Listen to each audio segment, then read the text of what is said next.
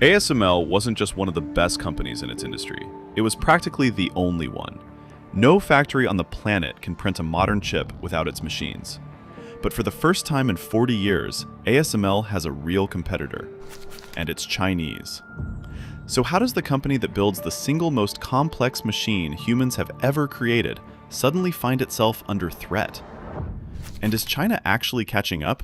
Or is this just another scare headline for investors? Let's get into it. To understand why this matters, you need to understand what ASML actually sells. It's called an EUV lithography machine. It uses light 13.5 nanometers wide, shorter than an X-ray, to print circuits onto silicon wafers thinner than a human hair. Each machine contains over 100,000 parts, needs 20 freight planes to ship in pieces, takes months to assemble on site, and costs more than a fighter jet. This isn't hardware in the normal sense. It's closer to a small industrial city compressed into one room. Here's the part that matters most. ASML doesn't just make the best version of this machine. It makes the only version. Not the market leader, the sole supplier on Earth. Even the lenses inside come from a single company, Zeiss, working exclusively with ASML for decades, grinding glass to a precision so exact that if you scaled one of those mirrors up to the size of Germany, the tallest bump on its surface would be less than a millimeter. TSMC, Samsung, Intel, every single chipmaker capable of producing an advanced processor depends entirely on one Dutch company in a small town called Veldhoven. That's not a business advantage. That's a chokehold on the entire global economy, and ASML built it over 40 years, starting from a small spin-off of Philips that almost nobody believed in. It took decades of failed prototypes, billions in R&D, and partnerships nobody else was willing to fund before ASML's EUV technology actually worked at scale. Competitors like Nikon and Canon tried to keep pace and eventually gave up on the cutting edge entirely. By the time EUV machines started shipping commercially in the late 2000s, ASML wasn't just ahead, it was alone. For decades, that monopoly looked untouchable. Then came the sanctions. Starting in 2019, the United States pressured the Dutch government to block ASML from selling its most advanced EUV machines to China. By 2023, even older DUV machines, the previous generation of the technology, were restricted too. The goal was simple: cut off China's chip industry at the root before it could catch up. But sanctions don't just block access, they send a message, and China heard it loud and clear. If the West wasn't going to sell them the technology, they'd have to build it themselves, no matter the cost or the timeline. In 2022, a new company appeared almost out of nowhere: Seacarrier. Backed by an investment vehicle tied to Huawei and largely unknown outside China's chip industry until it started showing up at trade fairs with dozens of prototype tools. Its mission: build the machines China could no longer buy. Not just lithography, etching, thin film deposition, optical inspection, metrology. An entire ecosystem of chip-making equipment built from scratch under a timeline nobody outside China thought was realistic. The sanctions built to stop China's chip industry may have just created its most serious competitor. By September 2025, a cis-carrier-linked startup called Yuliang Sheng had a working immersion DUV machine, and SMIC, China's largest chipmaker, started testing it inside its own fab.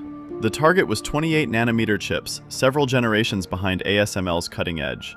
But using a technique called multi-patterning, essentially running the same wafer through the machine multiple times to fake higher precision, that same machine could theoretically push towards 7 nanometer chips too, just with lower yields and higher costs per usable chip. And inside then, it is a problem on July 27, 2026, everything changed. A report from the information revealed that this Chinese consortium hadn't just built a prototype sitting in a lab, it had started mass production. ASML's stock dropped roughly 8% that day, hitting its lowest level since June. And investors weren't just reacting to one machine, they were reacting to a plan.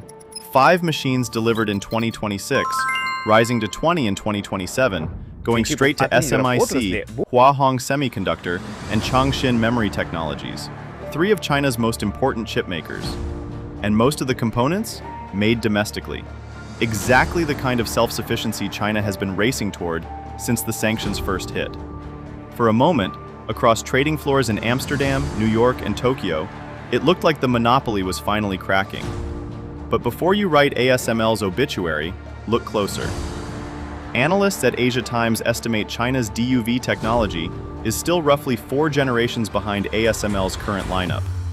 JP Morgan put it more bluntly in a note to clients. Producing a handful of machines is not the same as running high-volume manufacturing, where yield, precision, and reliability across thousands of consecutive wafers are what actually separate a lab demo from a real business. And here's the detail that gets buried in the panic headlines. This is still DUV technology, not EUV. China has yet to demonstrate a single working EUV machine of its own. The technology that makes the most advanced chips, the ones inside your phone, your GPU, every AI data center on the planet, physically possible. Most analysts don't expect credible EUV-class competition out of China before 2030, at the earliest, if it arrives at all. So no, the monopoly hasn't fallen, not yet. But for the first time in 4 decades, it's no longer absolute. And the story doesn't end in Shanghai. It circles right back to Washington. In April 2026, US lawmakers introduced the Match Act, legislation designed to pressure ASML into cutting off all DUV sales to China, not just the most advanced tools. Here's the problem for ASML. 42% of its revenue in the third quarter of 2025 came from China. Cutting that off doesn't just slow down China's chip ambitions, it guts one of ASML's biggest markets overnight, with or without a single Chinese machine ever reaching serious volume. Which means the same sanctions that helped build China's rival in the first place might now do more damage to ASML's business than the rival itself ever could. ASML built the machine no one else on Earth could build. China just proved it could build a rougher version of that machine, one nobody thought it needed to build at all. The monopoly isn't broken, but for the first time in 40 years, it's no longer guaranteed. And the next move that decides ASML's future isn't coming from an engineer in a clean room in Shanghai. It's coming from a lawmaker's desk in Washington. I don't think China catches up on EUV by 2030. The physics alone, the precision, the decades of tacit knowledge baked into every Zeiss lens, that's not something you replicate with state funding and a 5-year deadline, no matter how much pressure Beijing puts behind it. But I don't think that's actually the point anymore. China doesn't need to beat ASML at the cutting edge. It just needs to become good enough at the trailing edge. 28 nanometers, maybe 14 if multi-patterning holds up, to stop needing ASML at all for the chips that run in cars, appliances, industrial equipment. That's most of the chip market by volume, even if it's not the most advanced.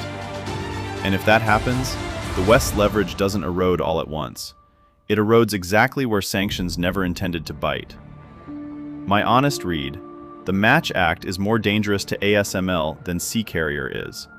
Congress can vote away 42% of a company's revenue overnight. A rival 4 generations behind cannot. So watch Washington in this story, not Shenzhen.